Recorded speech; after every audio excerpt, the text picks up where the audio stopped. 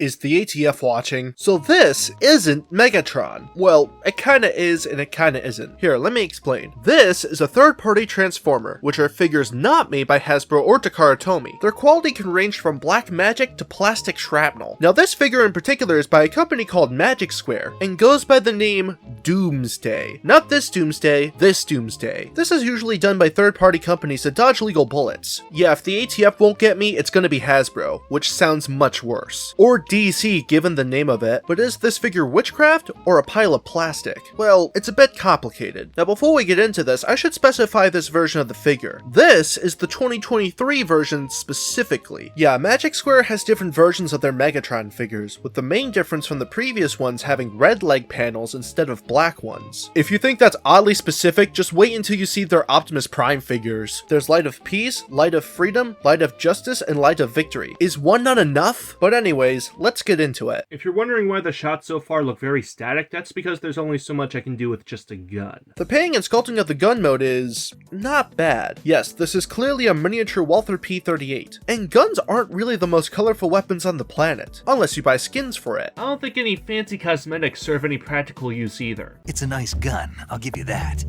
But the engraving gives you no tactical advantage whatsoever. It's monochromatic, and I'm glad that it is. However, my copy seems to have a more glossy finish to it, and I've seen some copies with a more matte finish. I don't know what's up with that. This thing overall just looks like the gun it's based off of. However, it isn't the best feeling. Now look, I may be an American, but I'm not too fluent in the Second Amendment, so I don't know what this kind of gun feels like in the hands. But I can tell you one thing, I doubt that the grip of it is this thick. Although this is understandable since these are the legs of the robot mode. However, besides that, the handle as a whole doesn't feel satisfying to hold. The panels that form the legs don't tap in well at all. Parts of it pop out and don't want to stay in place. When I transformed this guy the first few times, his leg panels were a bit loose, but they're much tighter now. However, during the transformation sequence, I do not trust these things with my life. It was an absolute pain trying to tab these all together, because while transforming them, I wasn't sure if they would tab in together. They just kept falling apart. In fact, this isn't the only problem this alt mode has. If you haven't noticed, the barrel of the gun is pointed slightly downwards. I actually did this intentionally. So during the transformation, you're supposed to push this panel into this gap here. However, on my copy, if you push it in, it'll get stuck in there, and it's very tricky to get out. If this ever happens to you, simply open up the side of the gun and push it out through this small hole. Just be careful with what you're using. I tried using a needle and thought that would work, but as you can see, you shouldn't try doing that. My mind usually decides when I'm an idiot or not. In terms of kibble, there really isn't that much. The feet do poke out at the bottom, the waist buttons are above the trigger, and the back of the grip covers up the hands. So overall, the gun mode isn't too bad, although I wish that the transformation to get here was better. As for articulation, you can pull the trigger without the voices telling you to, but it's a bit hard to reach due to its size, which is also what she said, and that's about it. For accessories, you get the scope that also acts as the fusion cannon for the robot mode. You also get a stock that can slide into the back. It is a bit tight though, which is what she said. Along with that, you get an extended barrel, but I don't suggest you use it. I think this is actually the silencer, but I'm not too sure. To attach it, you remove the muzzle off first, but it's a tight fit once you get it in, as she once said, and it causes paint chipping when removed. You could put it on the other way, but I don't think that's right. All jokes aside though, it's very difficult to get this thing in, and very scary to get this thing out. So here's what the gun mode looks like with the stock and the silencer.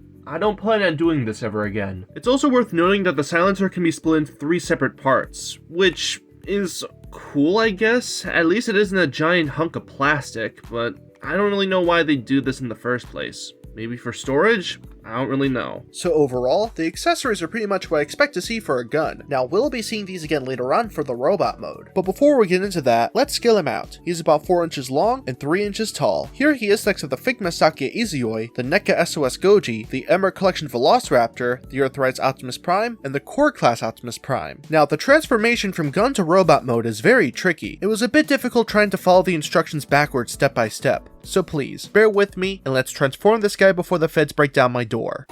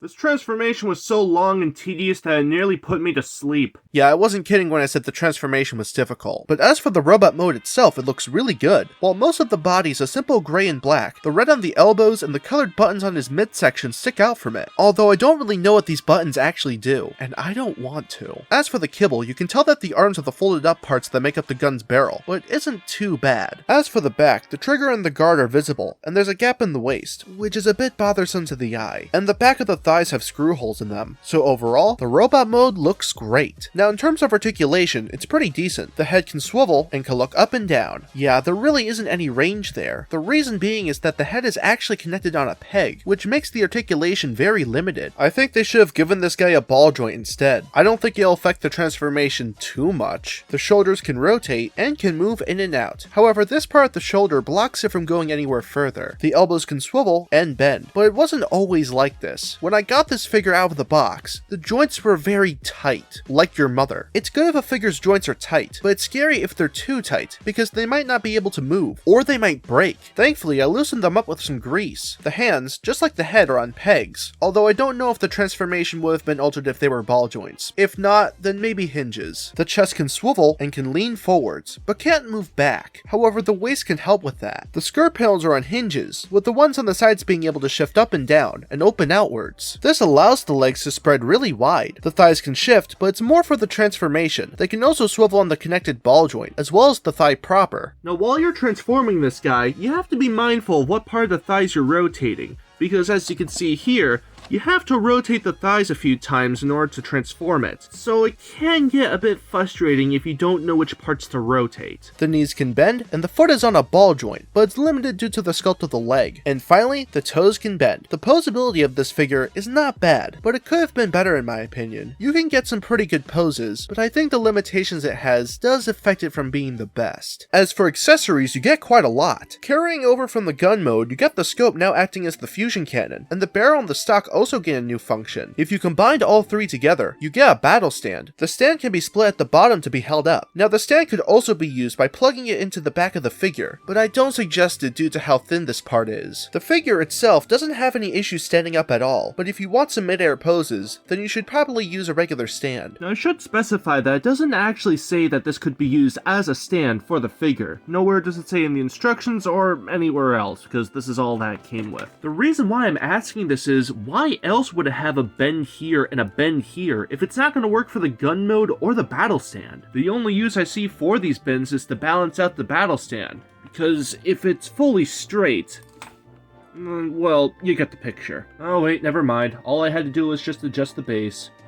False alarm. Now there's something else that goes with the fusion cannon. You get these two things. Upon first glance, it might look like a white plastic cap and a mini pipe bomb, but it's actually an LED. You put these two together, remove the front of the fusion cannon, and insert the LED into the hole. It's not bad, but I'd rather have it built into the cannon itself. It's also not really that bright. Next, it comes with these faceplates. You get a neutral frown, an angry face, a maniacally laughing face, and a damaged face. Now when removing the faces, this red eyepiece tends to pop out, which can get a bit annoying. Yeah, try not to lose this. Unfortunately, due to the amount of times I swapped out the faces, the paint on the red eyepiece rubbed out, so now his eyes look a bit lifeless. In addition to the alternate faces, you get some chest plates. You get this detailed chest plate for the robot mode, a plainer looking one for the gun mode, and a damaged chest plate. This goes better with the damaged faceplate. He also comes with some hands. You get open hands, grabbing hands, and fists. The fists have these holes, but they're not really meant to hold anything. I don't suggest forcing anything into these either.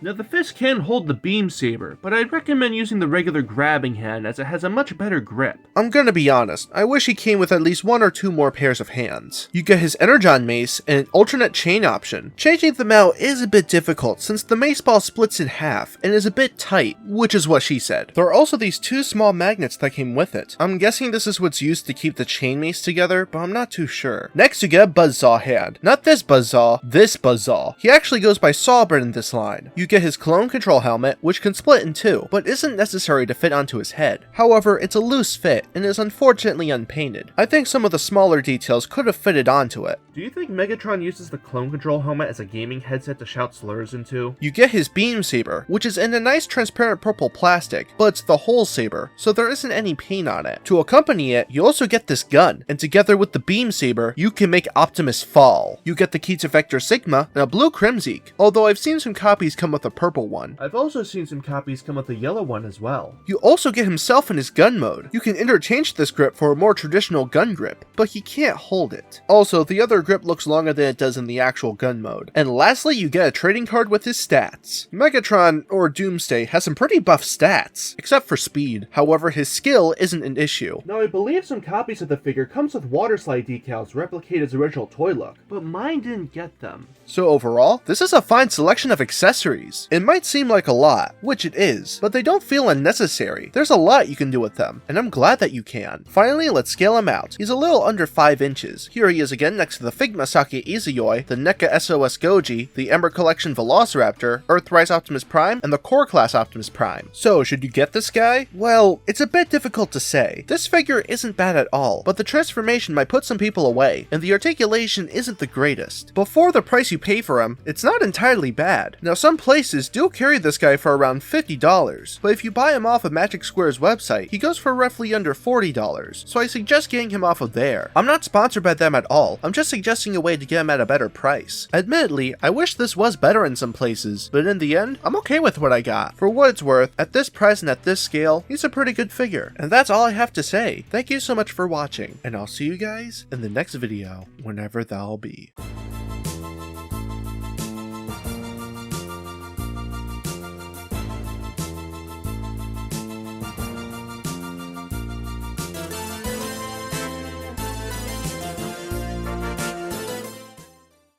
You'll want to know some weird third-party names? The names for Magic Square's Bumblebee and Cliffjumper figures are named Intelligence Officer and Ken. Is this what people meant by Knuff? I wouldn't know, I watched Oppenheimer.